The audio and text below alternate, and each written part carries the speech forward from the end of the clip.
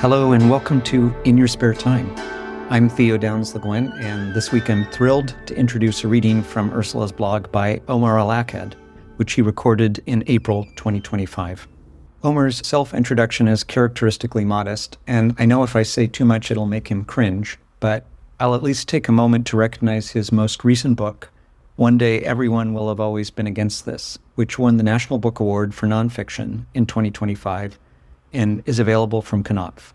I'm sure many listeners have read the book, perhaps already reread the book. If you missed it or shied away because it looks tough, I would say don't miss it. And yes, it is tough. It seems to me essential reading for any U.S. citizen at this moment. So Omar's not one to shy away from difficulty, and this is reflected in the choice of a blog post to read. He chose one that's thick and, like his own writing, intermingles the political and the personal. Hey everyone, my name's Omar El Akkad. I'm a writer based in Portland, Oregon, and I have the pleasure of being part of this project and reading one of Ursula Le Guin's blog posts.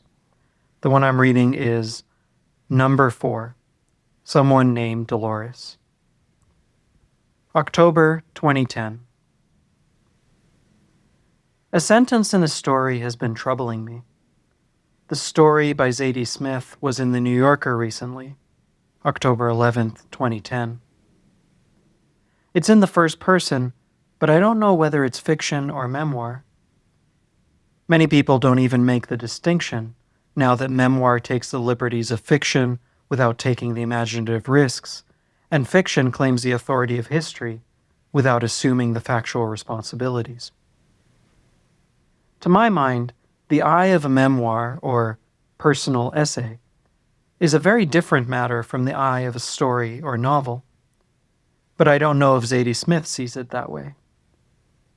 And so I don't know whether she's speaking as a character in fiction or as herself, when toward the end of her tale of a seemingly unrepaid loan to a friend, she says, "The first check came quickly, but sat in a pile of unopened mail, because these days I hire someone to do that." The implacable editor in my hindbrain promptly inquired, "You hire someone not to open the mail?"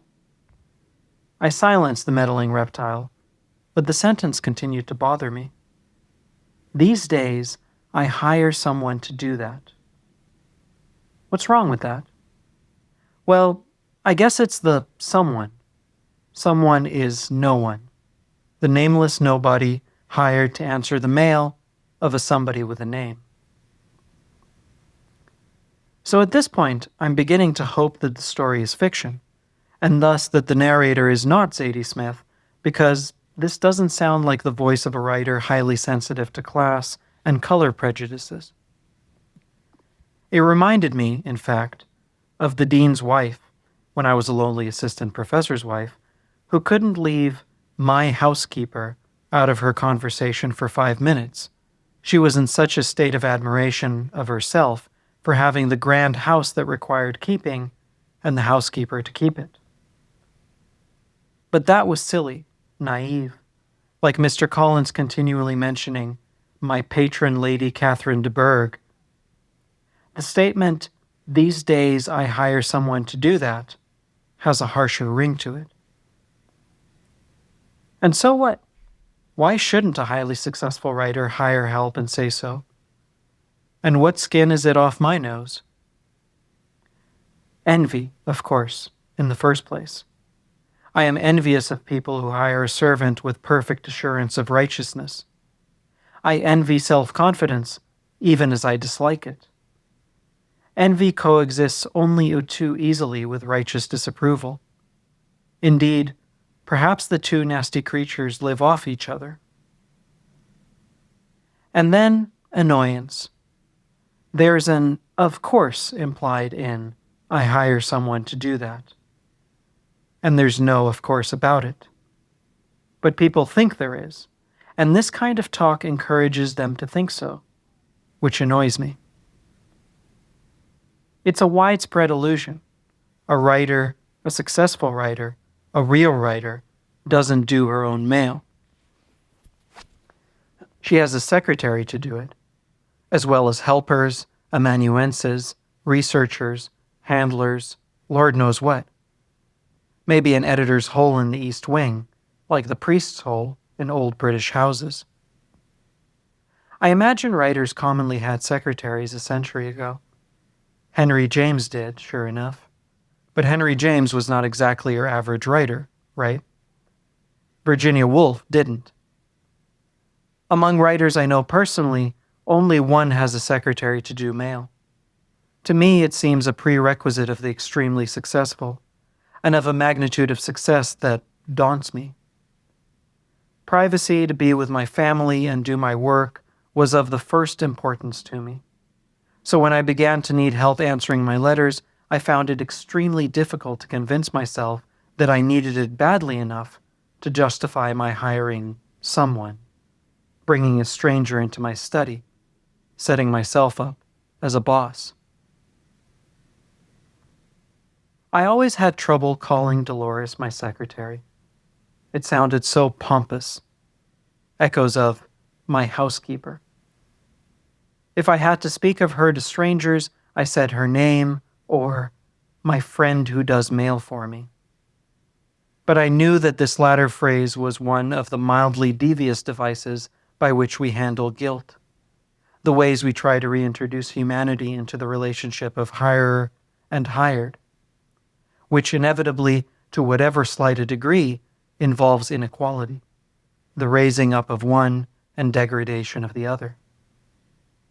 Democracy, by strenuously denying the fact of inequality, does enable us, to a surprising extent, to act as if it didn't exist. But it does exist, and we know it.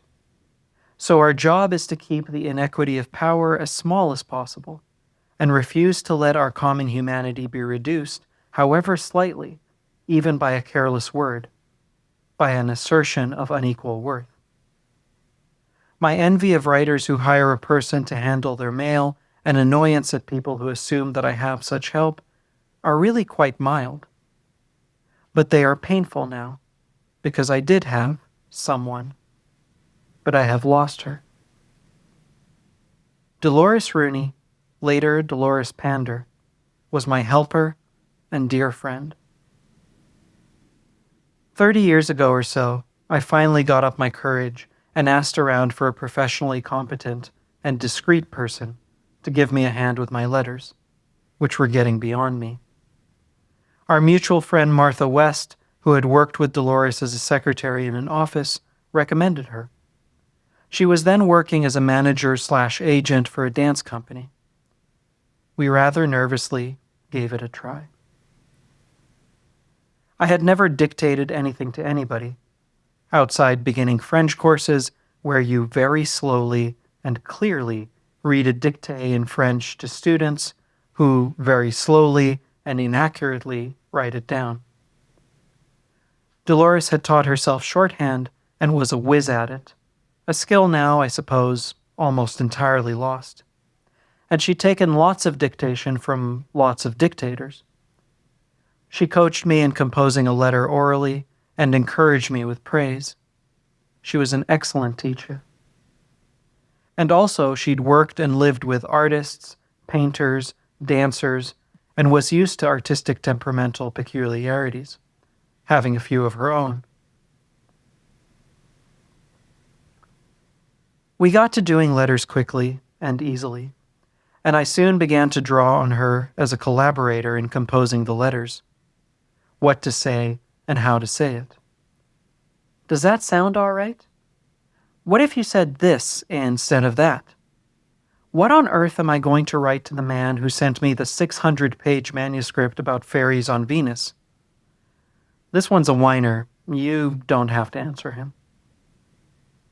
Dolores was always better than me at kind answers to kooks, but she was tough-minded too, and encouraged me not to answer a letter that was troublingly weird or made unreasonable demands.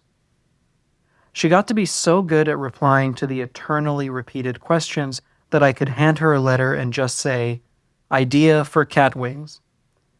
And the true tale of how I happened to think of cats with wings was already in her computer, though she varied it slightly according to her mood and the age of the inquirer.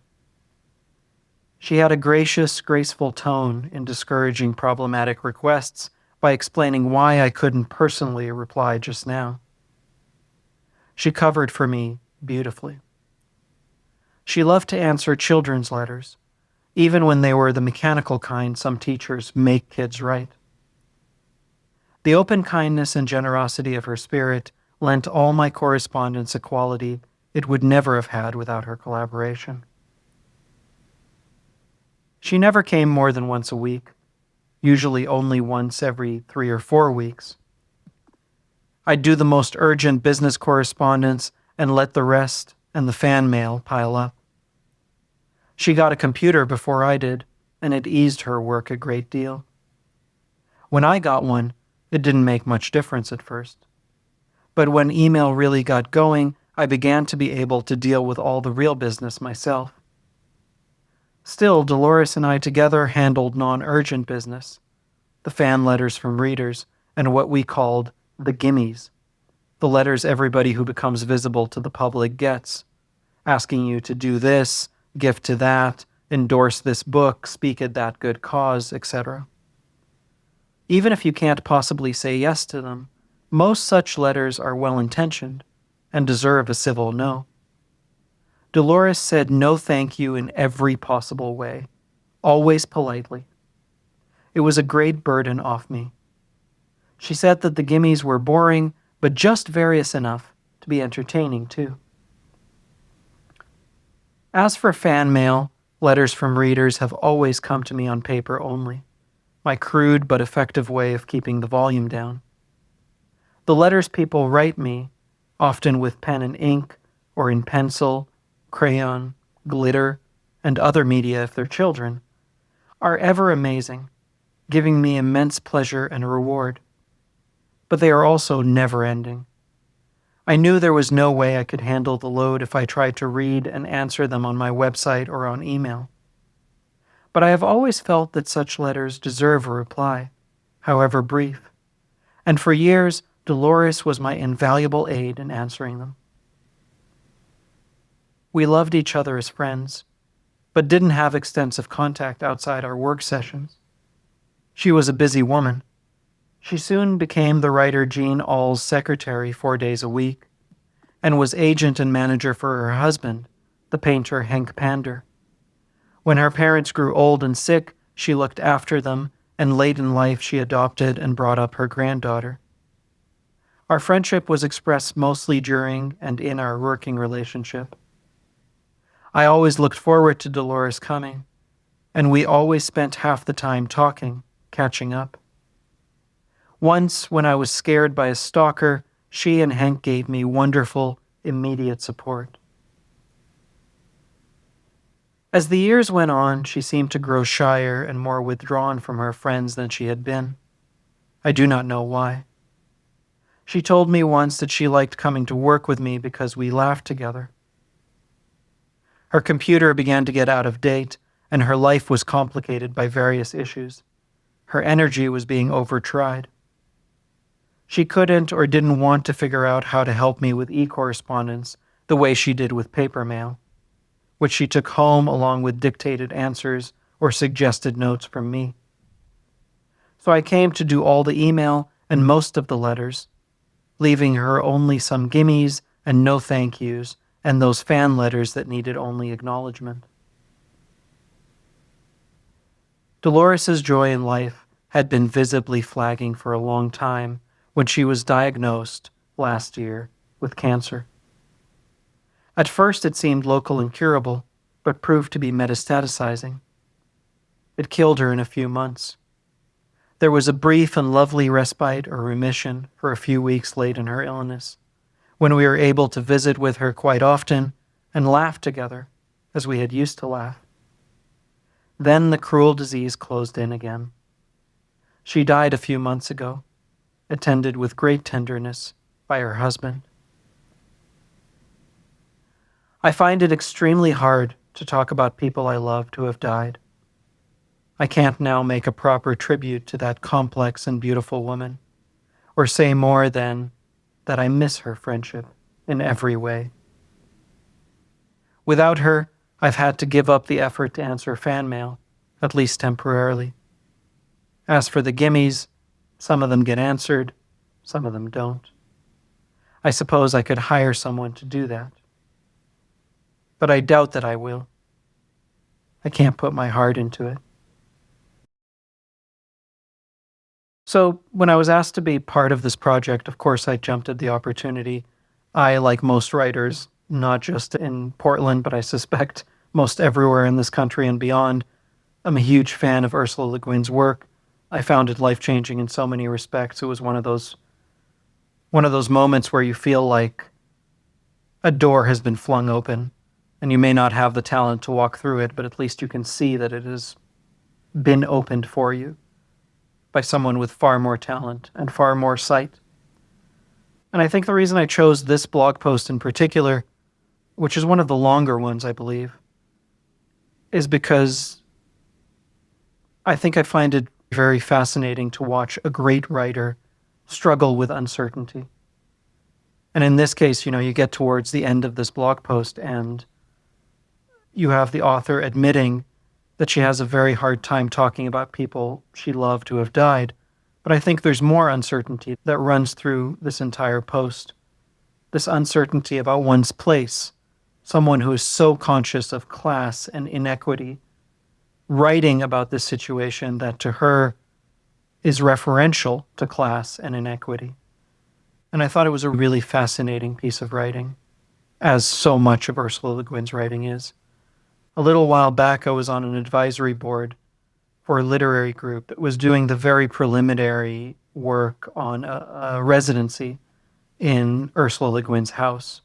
And as part of that, we saw the documentation of the author's own thoughts on what a writing residency should do and should accomplish.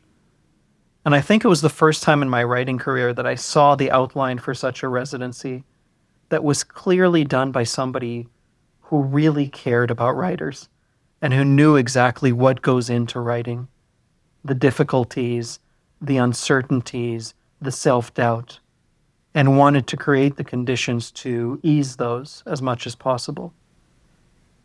I think I could sit here and tell you what Ursula Le Guin's work has meant to me over the years, and I suspect many authors are going to do so on this project.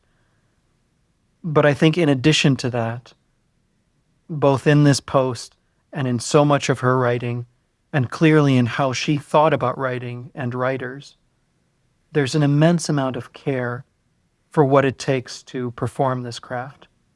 And I think to me that is one of the everlasting gifts of this brilliant author, and one of the many reasons that I'm so proud to be a part of this project. Thank you for listening to In Your Spare Time. Our thanks to this week's reader. Please subscribe wherever you get your podcast and share this episode with a friend. You can find us and Ursula's blog online and in the socials at Ursula K. Le Guin. This week's podcast was collected in the book No Time to Spare, available in print and ebook from Harper, and as an audiobook from Recorded Books. This post was recorded with permission of Recorded Books and imprint of RB Media. In Your Spare Time is brought to you by the Ursula K. Le Guin Foundation and produced by Richard Stewart Perkins, Molly Templeton, and Theo Downs Le Guin. Our theme music was composed and performed by Todd Barton. We'll see you next week on In Your Spare Time.